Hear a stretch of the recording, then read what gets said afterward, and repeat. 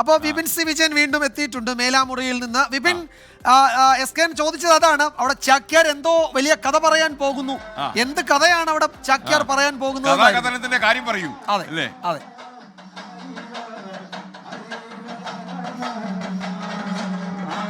ചാക്യാർ പറയുന്നത് പാലക്കാട്ടുകാരനായ പാലക്കാടിനെ അറിയുന്ന ഒരേ ഒരു സ്ഥാനാർത്ഥിയേ ഉള്ളൂ, അത് സി കൃഷ്ണകുമാറാണ്. അദ്ദേഹമാണ് ഇവിടെ ജനിച്ചു വളർന്നിട്ടുള്ള ഒരു സ്ഥാനാർത്ഥി. അതുകൊണ്ട് നിങ്ങളുടെ വോട്ടുകൾ അദ്ദേഹത്തിന് കൊടുക്കണമെന്നുള്ളതാണ് BJPയുടെ തന്നെ ചാക്യാർ പറയുന്നത്.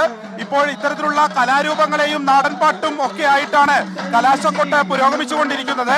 അല്പസമയത്തിനകം തന്നെ സ്ഥാനാർത്ഥി ഇവിടേക്ക് എത്തിച്ചേരുകയും ചെയ്യും. സ്ഥാനാർത്ഥി എത്തുന്നതോടുകൂടി ഒരു കലാശക്കൊട്ടിന്റെ ഒരു റൂട്ട് ഇവിടെ നിന്ന് ആരംഭിക്കും. അത് ഇങ്ങനെ പല വഴികൾക്ക് പോയി ഇപ്പോൾ കൽപ്പാത്തിയൊക്കെ BJPയുടെ വലിയ ശക്തി കേന്ദ്രങ്ങളായിട്ടാണ് കണക്കാക്കുന്നത്.